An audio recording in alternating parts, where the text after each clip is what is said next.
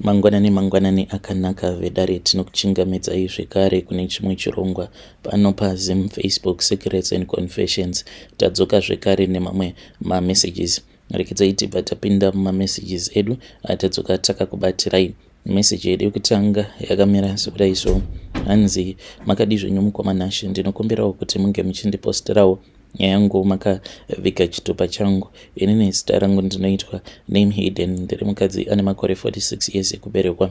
Ndinogarawo kuno kukuruhwa nemurume wangu, uye zvekare ndakazozvarawo vana nemurume wangu, but mbereko yakamboti netsei. Saka iye murume wangu ainge agara aine mwana wake musikana uyo anonzi Name Hidden, ava nemakore 14 years ekuberekwa. So zvinhu izvi zvakaitika mushure mekunge ndaroorwa nemurume wangu. So murume wangu uyu ndichamuti John, not his real name. Uye zvekare ndainge ndichiziva kuti murume wangu ainge agara aine mwana wake musikana from his own previous marriage. Panguva yacho iyoyo ainge achiri mwana mudiki, uye she was around about 8 years old. Mind you, ndachinja makore ake because handidi kuti vanhu avo vanondiziva vange vachizosvika pakususpekta kuti nyaya iyi iri kutaurika, munhu ari kutaurwa nezvake anenge nhingi. So panguva yacho iyoyo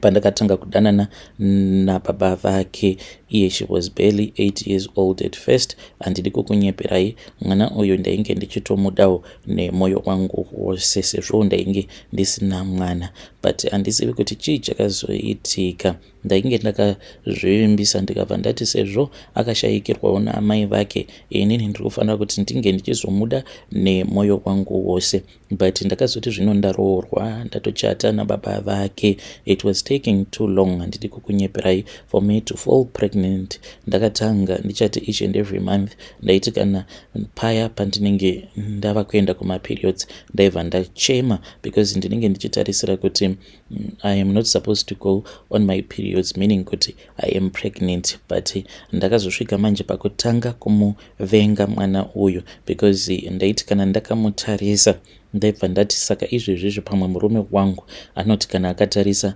mwana wake pamwe anobva atotanga kutofunga his late wife. Saka ndakangoramba ndichingozvitongesa, saka ndichizvibvunza kuti saka iye ainge achida his late wife here kudarika inini, nekuda kwekuti his late wife had given him a child. Takangoramba tichingorwa inini nemwana uyu, kudzamara ega azozviona mwana uyu kuti ndainge ndisingamudi. Uye zvekare kune mamwe mastep mothers avo vagere nevana vaseri vavo, you have to know kuti vana ava ivo pachavo when they are not wanted vanoita this feeling yekuti unongoona mwana ega anenge ava kutozviona kuti panapa handidiwi, because mwana uyu akabva azongotanga kungoita quiet, ainge ava kusanyanya kutaura neni. Saka inini ndaiti kana ndikamuona akanyarara kudaro, then ndaibva ndamurova ndichiti iwe you are being stubborn. Uye zvekare ndakabva ndatanga kutomuona sekunge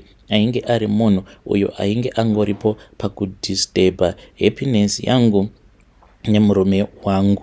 Then muna 2015, even though ndainge ndava nenguva ndichingofunga nezvazvo, but ndainge ndichiti kana ndikada kuzviita ndobva ndati ko kana ndikabatwa kana kuti ko kana akafa ndobva ndazosungwa, then what will happen? That was why ndainge ndichitya kuti ndinge ndichizviita zvinhu izvi.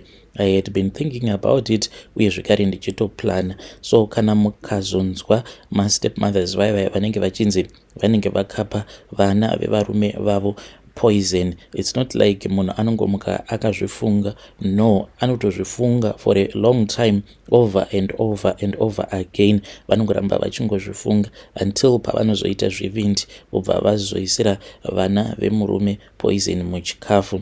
I planned until mugore ra2015. So ndakabva ndazopinda mutown as usual. Ndainge ndatoenda hangu kunotenga magroceries. Ndakati ndiri pakati pekushopa paya ndobva ndakabva ndati it is far much better kuti ndinge ndichingotenga nepoison zvekare. Saka ndakabva ndazotenga mushonga wemakonzo.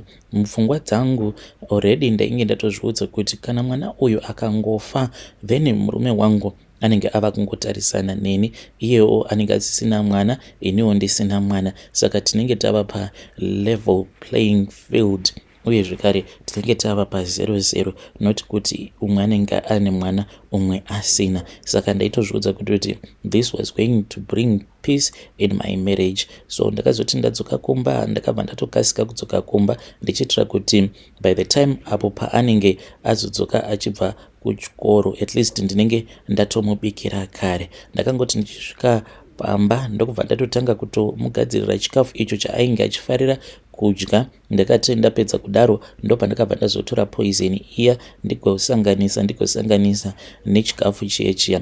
After that ndopa ndakabva ndazomirira kuti ange achidzoka achibva kuchikoro. So akabva azodzoka paya achibva kuchikoro akatoona kutoti mama vainge vachitofara paya, ndainge ndichitomufarira, handiti rainge iro zuva rake rekufa. Saka ndakatongoti mwana uyu it is far much better kuti ange achizofa but asina chigumbu neni. Ndakabva ndamutrita nice paya ndichitoita majokusi naye, ndokubva ndazomuudza kuti ndainge ndichida kuti ange achigara pasi. Saka akabva azouya ndokubva azogara pane rimwe sofa. Ndikabva ndatotora chicoffee table, I moved the coffee table padhuze naye. Akatoti mama, ndinoda kutanga ndaenda kunochinja uniform yangu, but ndikabva ndazomuti no, it was fine. Kana nebhutsu ainge asati atombobvisa, ndainge ndisingambodi kana kumupa mukana. So ainge akagara pane rimwe sofa akafuratira kukitchen. Ndakabva ndamhanya ndikabva ndaenda kukitchen, ndikabva ndanotora chikafu chiya ndokubva ndazochigadzika pamberi pake. Ndikabva ndati idya mwanangu, iniwo ndainge ndakagara pa opposite sofa. Saka knowing kuti chikafu ichi chainge chava kuda kudyiwa nemwana chainge chakasanganiswa nepoison, it was too much for me to watch, especially apo paakazotanga kunamata achiti God bless our food. Ndakabva ndanzwa moyo wangu uchirwadza, ndokubva ndasimuka paya ndikabva ndazomusiya arimo mudining room muya. Ndokubva ndaita sekunge ndainge ndichida kuenda kunonwa mvura mukitchen. So ndainge ndichida kuti at least ndiri mukitchen muya mwana ofanosokudya, then ndobva ndazouya hangu time. So ndakati ndapinda mukitchen, imba yedu iyo zvairi, kana uri mukitchen unokwanisa kutoona zvose izvo zvinenge zvichiitika mudining room. So ndakati paya ndatopedza kutonwa mvura yangu ndopa ndakabva ndatarira mudining room. Apa ndainge ndichitonzwa kutobvunda nervousness instead yekuti ndinge ndichiona my step daughter. Zvakaitika ipapo mukomanashi. Ndakabva ndaona mukadzi mukuru ainge akagarapo apo pandainge ndakasiya mwana uyu agere. Saka mukadzi uyu pandakamuona I immediately recognized her because ndainge ndakarakidzwa mapictures ake mukadzi uyu nemurume wangu. Ndikabva ndatoona kutoti nechimiro chake ainge ari mukadzi uya wandainge ndakarakidzwa pamapictures nemurume wangu, the late wife. She was just there, and iye ainge atori, iye ainge ari busy achidya paya, achidya chikafu chiya chandainge ndaisa poison. Iniwo kuti ndinge ndichifamba ndainge ndava kusakwanisa. It was like munhu ainge ava paralyzed. Ndainge ndava kutadza kufamba, kutaura, even kuridza mhere, because ndakatoona kutoti icho zvachiri chipoko 1 chiri kudya chikafu icho chine poison. So chipoko chaichi chakazoti chapedza kudya chikafu chiya, chipoko chiya ndopa chakabva chatosimuka paya pachainge chigere, ndokubva chatocheuka chikabva chanditarisa. Chakati chanditarisa kudaro ndokubva changonyemwerera, then ndokubva chatodisappear. Even right now handitombonyatsokunzwisisa kuti chii chaizvo chakamboitika, kuti chainge chiri chipoko here kana kuti ngirozi. So inini ndikangoti ndakati ndiri paralyzed kudaro, chakazoita kuti ndinge ndichizotanga kufunga kuti kondiripi. It was after ndanzwa uyu stepdaughter wangu uyu ari busy achisuka ndiro dziya dzainge apedza kushandisa, because ndozvandainge ndakagara ndichingomudzidzisa kuti munhu kana wangopedza kudya chete unobva watosuka ndiro dzako, otherwise you are going to be in trouble. Saka paainge ari busy paya achisuka ndiro dziya musinki nekuda kwenoise, ndo pandakabva ndazoti chii chaitika. even stepdaughter wangu uyu akatoshamisikawo. Ndikabva ndamubvunza kuti wadya here chikafu chandanga ndakupa? Akabva ati eye mama, ndadya chikafu, it was very nice. Kunyange ipapo kuti ndinge ndichimurova, because aiti kana akanditi mama ndaibva ndamurova. Ndaiwanzokumoti iti amai nini, but ndakashaya kana simba ndokubva ndaenda kubedroom. So ndakati ndiri kubedroom kuya ndakati zvimwe kuda pandichazobuda mwana uyu anenge afa, but ndakati ndichidzoka kudai ndikatoona mwana ainge akatogara paya, mwana haana kana kumbofa, and she was not even getting sick semunhu ainge adya poison. Later on in that same evening ndopandikabva ndazotanga kurwara inini. So pain yandainzwa ipapo ndaita kunzwa kubayiwa muviri wangu wose uyu. The pain was just too much. Pasina kana mazuva ndainge ndava kutogomberwa paya, kana kutofamba ndainge ndava kusakwanisa kufamba. Ndopandakabva ndazoendeswa kuchipatara nemurume wangu. Ndakati ndaendeswa kuchipatara kuya ndokubva ndazonzi ndainge ndine cancer. Ndakazorwara mukoma for the next 5 years. I suffered a lot. Ndokubva ndaendeswa kuzvipatara zvakasiyana, no change no what. Iniwo ndikabva ndati panapa ndava kutomboita zvekung'anga.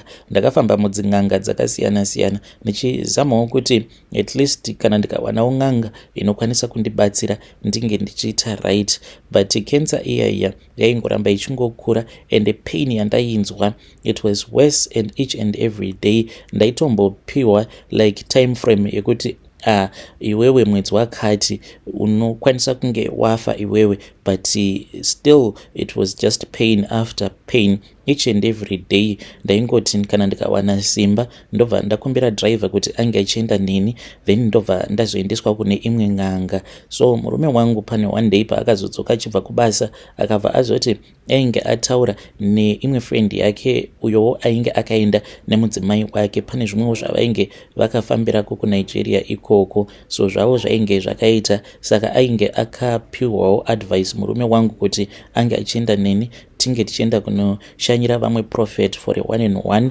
ikoko kuNigeria. Saka munoziva kana wapedza ng'anga dzose dzaunenge uchifungidzira kuti idzi ndo dzine masimba, unozosvika pakungofela week kutadza kuziva kuti oita sei, because munomu munyika yedu I think kuti ng'anga dzose dzinonzi dzine masimba dzainge dzichinzi dzainge dziine masimba panguva yacho iyoyo, hakuna ng'anga yandisina kusvikira. So ndakabva ndazongobvuma, because ipapo ndainge ndava kunzwa kuti now I have reached my breaking point. Ndainge ndava kusakwanisa, pain yandainge ndichinzwa ipapo it was just too much for me. Ndokubva ndachizobvuma paya.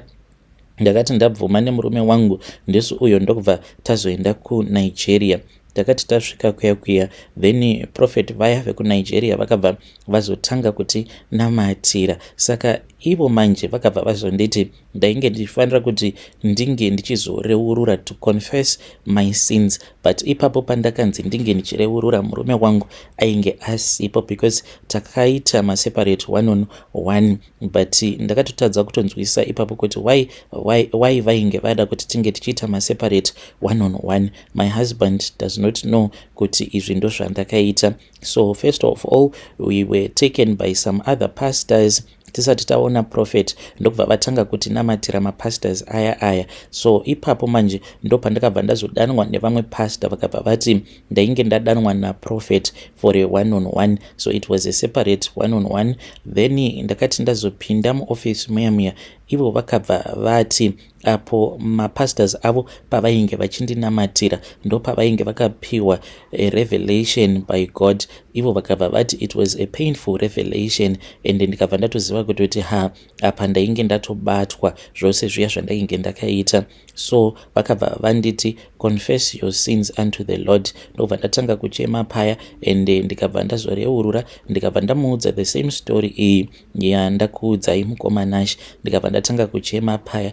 Ivo vakabva vazonditi in that vision he had seen kuti murume wangu iye he was not a strong Christian yet, and uye kana kuri kunzi dai vainge vati ndinge ndichireurura iye aripo, inini naye pakuzodzokera kwedu kunyika kwedu we were going to return back as a couple that has gotten divorced. Saka vakabva vazondinamatira, mushure mekunge vandinamatira vakabva vachizodana murume wangu ndokubva vazotinamatira. He prayed for me and he prayed for God to open up my womb.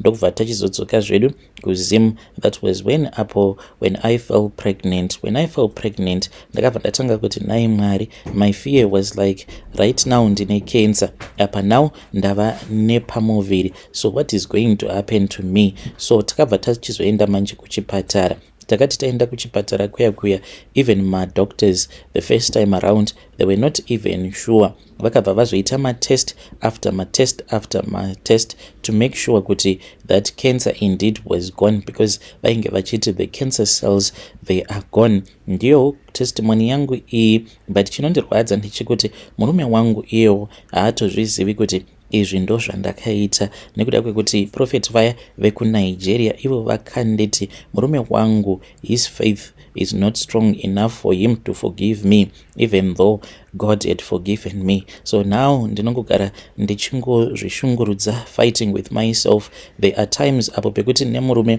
tinenge tichifara paya, then I feel like telling him. Ndo pandinobva ndazorangarira what the prophet told me, kuti murume wangu his faith is not that strong so much that he can forgive me pane zvose izvo zvandainge ndichida kuita. Kana mukazosheyawo nyaya yangu, ndinokumbirawo kuti munge muchizondizivisa, ndichange ndichizotevererawo mucomment section. Vedare ndo message iyo yandakatumidzirwa ichibva kuna vanzvadzi vedu. Naimisva zvakangooma hazvo vedu we.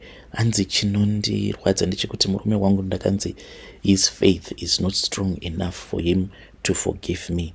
Ngativabatsireiwo ipapo mucomment section.